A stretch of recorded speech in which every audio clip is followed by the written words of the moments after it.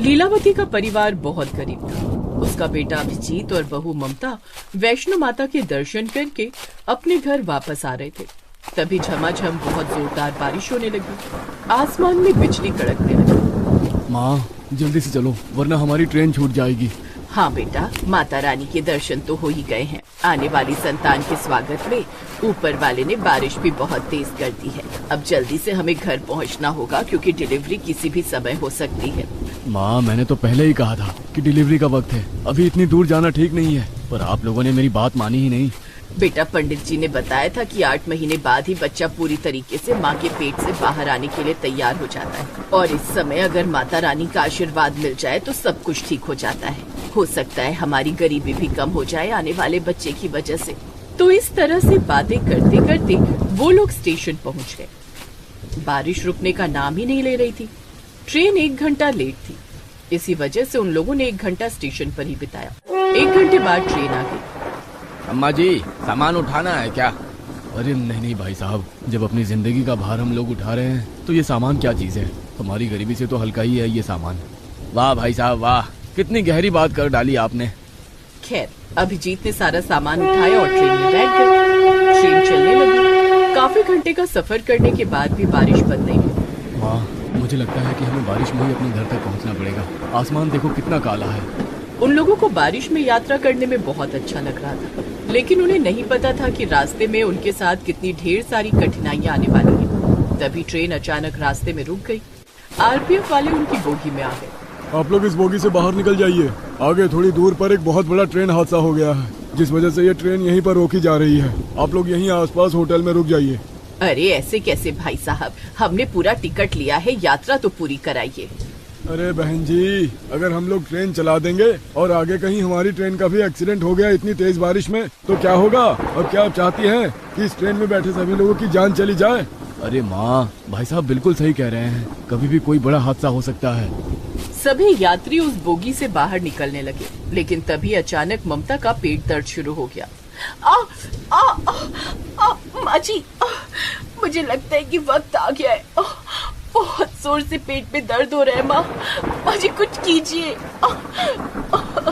बेटा, इस बोगी के अंदर तो ये लोग हमें रुकने नहीं देंगे। चल बाहर कोई जगह देखते हैं।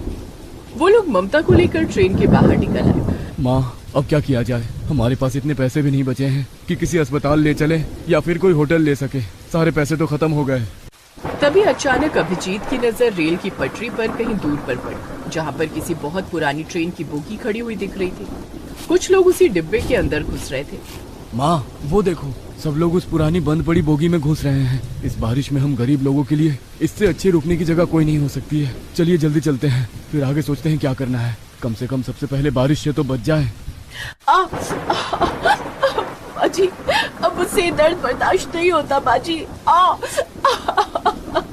अभिजीत ने थोड़ा सामान अपनी माँ को पकड़ाया और ममता को अपनी गोद में उठाकर तेज बारिश में भागता हुआ उस ट्रेन के डिब्बे के अंदर घुस गया, जहाँ पर बहुत सारे लोग पहले से ही मौजूद थे। अरे बहन जी, ऐसी कंडीशन में बहू को बाहर ले जाने की क्या जरूरत थी? बहन जी, अब क्या बताऊं मैं आपको, सब मेरी ही गलती है। आखिरी महीना चल रहा था और मुझे ही वैष्णो माता के दर्शन कराने थे अपनी बहू को। वो लोग सब बात कर ही रहे थे कि तभी ममता फिर जोर जोर से चीखने लगी। माँ जी, अब तो लगता है आपकी बहू की डिलीवरी इसी ट्रेन की बोगी में होगी। ऐसा कीजिए, जितने भी मर्द हैं वो लोग दूसरी बोगी में जाकर रुके।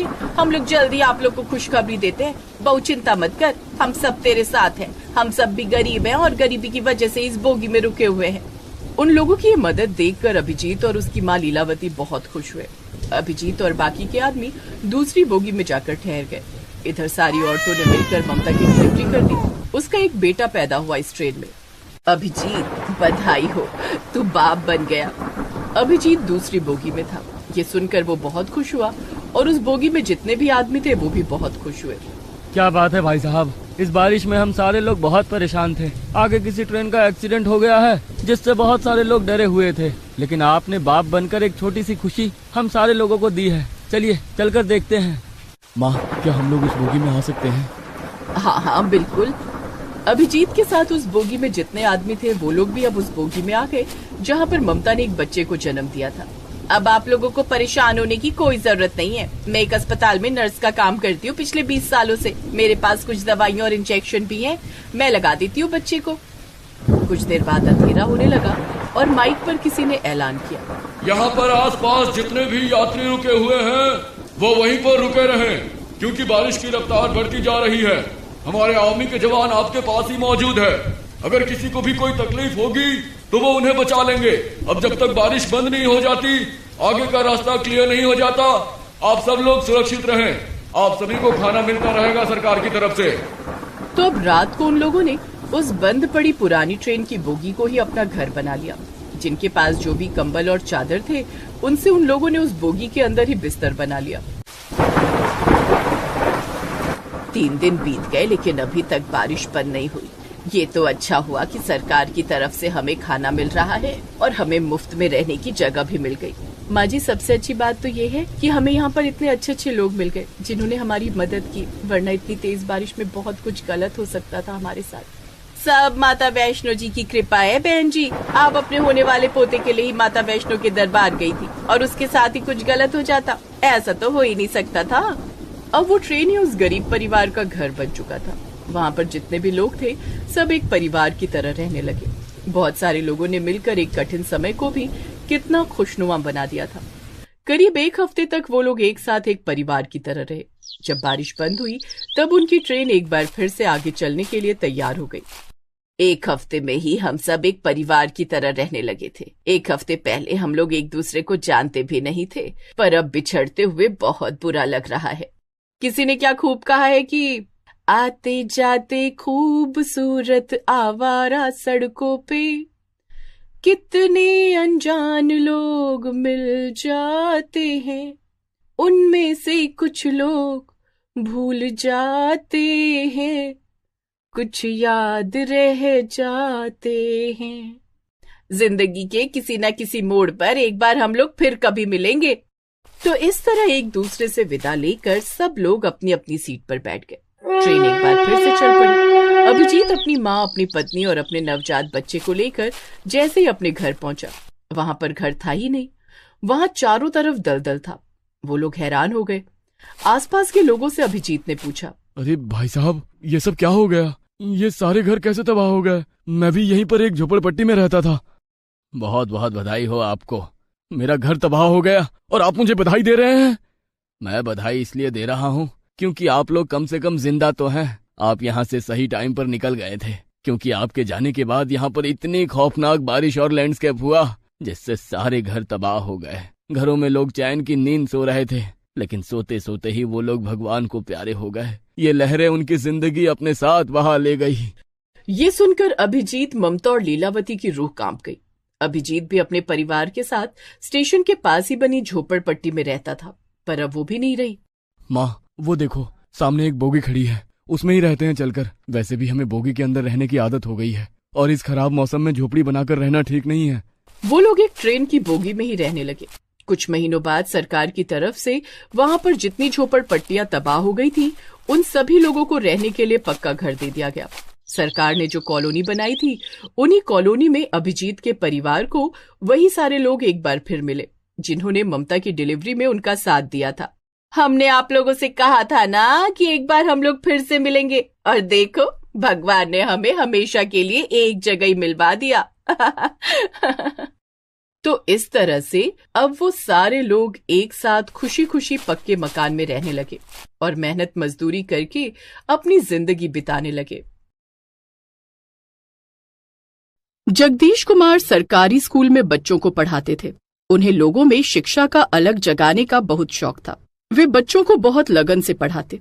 बच्चों को कुछ समझाने के लिए वे अलग अलग तरकीबें निकालते। काफी समय गुजर गया। एक दिन जगदीश कुमार ने सोचा, अब मैं बूढ़ा हो गया हूँ, कुछ ही दिनों में रिटायर हो जाऊंगा।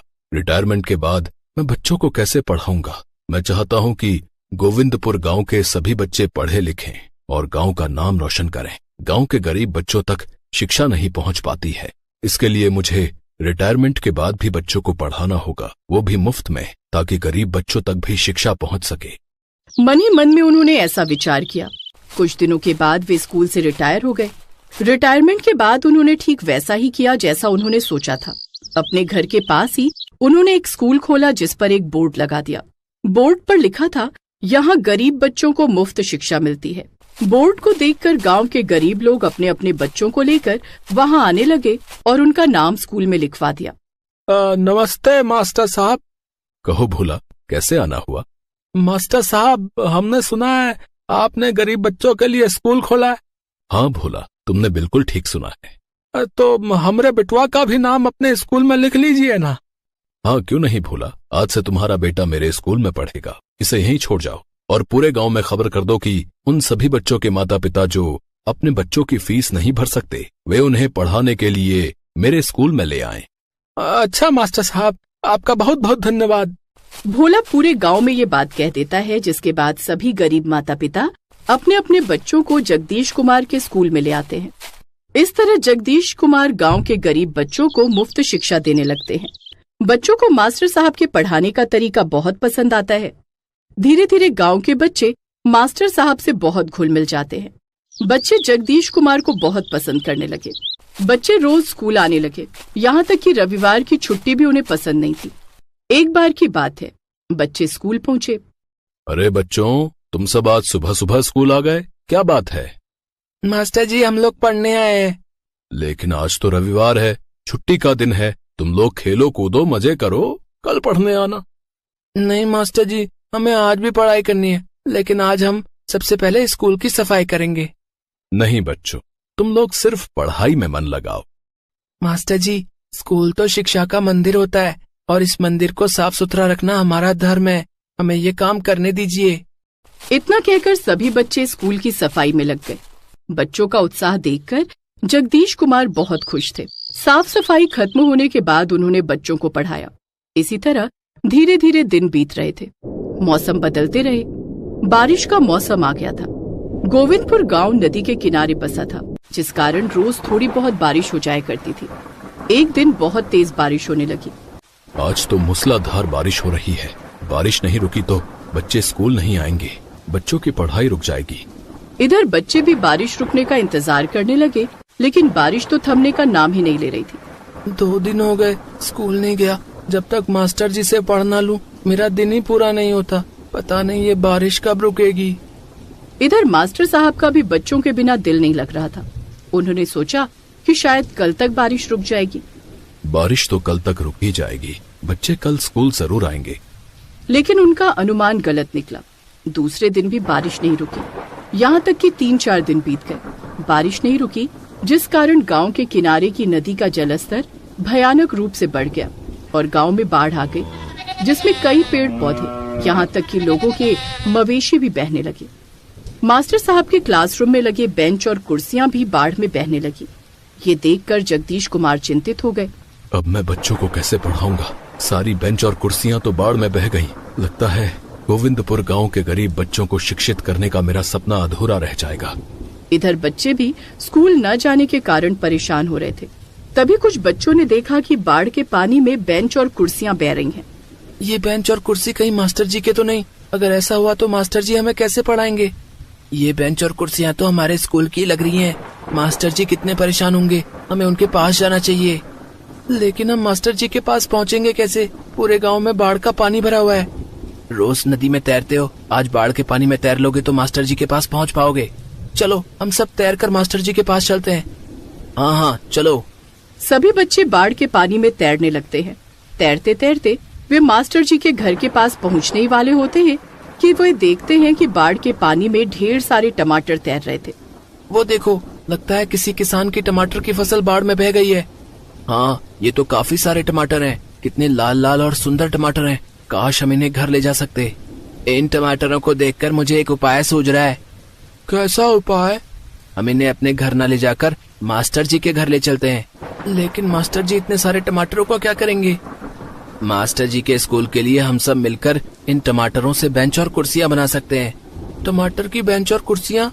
हाँ, लेकिन हम इतने सारे टमाटर लेकर मास्टर जी के घर तक कैसे पहुंचेंगे? अपनी अपनी शर्ट उतारो और उसमें टमाटर रखते चलो। ठीक है। सभी बच्चों ने ठीक वैसा ही किया। अपनी अपनी शर्ट उतारी और उसमें बाढ़ में बहते हुए टमाटर इकट्ठा करने लगे। सभी बच्चों ने सारे टमाटर अपने अपने कपड़ों में बांध लिए और तैरते हुए मास्टर जी के पास पहुँचे। बच्चों को इस हालत में अपने पास आया देखकर जगदीश कुमार की आंखें नम हो गईं। बच्चों का उनके प्रति प्यार देखकर वे भावुक हो गए। उन्होंने बच्चों से कहा, बच्चों, तुम लोग बाढ़ में भी मेरे घर आ गए। हाँ मास्टर जी, हम सब तैर कर आए हैं। लेकिन मैं तुम लोगों को नहीं पढ़ा सकता। क्यों मास्टर जी? क्योंकि बाढ़ में सारी बेंच और कुर्सियां बह गई हैं। तो क्या हुआ मास्टर जी, हम नई बेंच और कुर्सियां बना देंगे। लेकिन तुम लोग नई बेंच और कुर्सियां कैसे बनाओगे? इस बारिश में तुम्हें लकड़ियां कहाँ मिलेंगी? मास्टर जी, हम नई बेंच और कुर्सियां टमाटर से बनाएंगे। टमाटर से बेंच और कुर्सियां कैसे बनेंगी? ये कैसे हो सकता है? इतने सारे टमाटर आएंगे कहाँ से? तभी सभी बच्चों ने अपने अपने कपड़ों के गट्ठर खोले और जगदीश कुमार के सामने टमाटर का ढेर लगा दिया। ये तो बहुत सारे टमाटर हैं। ये तुम लोगों को कहाँ मिले? मास्टर जी, ये टमाटर बाढ़ के पानी में बह रहे थे। हमने इन्हें अपने कपड़ों में इकट्ठा कर लिया। हम इन टमाटरों से बेंच और कुर्सी बनाएंगे जिस पर आप और हम लोग बैठकर पढ़ सकेंगे और आप हमें पढ़ा सकेंगे। लेकिन इस काम में वक्त लग सकता है। तुम लोग अपने अपने माता पिता को बताकर तो आए हो ना? नहीं तो उन्हें तुम लोगों की चिंता होगी। मास्टर जी, आप चिंता मत कीजिए। हमारे माता पिता को पता है कि अगर हम उनके पास नहीं है तो आपके पास ही होंगे और सुरक्षित होंगे। आप आराम से बैठ जाइए। जगदीश कुमार बैठ जाते हैं और सभी बच्चे काम शुरू करते हैं। वे बच्चों को काम करते हुए देखने लगे। इस काम में 2 दिन लग जाते हैं। अब बारिश भी रुक गई थी और बाढ़ का पानी भी धीरे धीरे उतरने लगा था। जगदीश कुमार ने फिर से अपना स्कूल शुरू कर दिया, लेकिन इस बार मास्टर जी के बैठने के लिए टमाटर की कुर्सी और बच्चों के लिए टमाटर का बेंच था। बच्चों ने स्कूल को भी टमाटरों से सजा दिया था। जगदीश कुमार के टमाटर के स्कूल की चर्चा पूरे गांव में होने लगी। ग्रामीण टमाटर के स्कूल को देखने के लिए आने लगे। अरे वाह मास्टर साहब, आपका टमाटर का स्कूल तो बहुत ही न्यारा है। ये तो बच्चों का प्यार और पढ़ाई के प्रति उनकी लगन का नमूना है भोला, कि बच्चों ने बाढ़ में बहते टमाटरों से बेंच और कुर्सियां बना दी और बारिश में भी पढ़ने का जुगाड़ खोज निकाला। अब गांव में चाहे कितनी बारिश हो या बाढ़ आए, बच्चे टमाटर के बेंच पर बैठकर पढ़ाई करते और जगदीश कुमार टमाटर की कुर्सी पर बैठकर उन्हें पढ़ाते। इस तरह जगदीश कुमार ने गोविंदपुर गांव के बच्चों को टमाटर की कुर्सी पर बैठकर पढ़ाया और उन्हें शिक्षित किया। गोविंदपुर गांव का ये अनोखा टमाटर का क्लासरूम था, जिसमें पढ़ने वाले सभी बच्चों ने बड़े होकर गांव का नाम रोशन किया और जगदीश कुमार का सपना पूरा हो गया।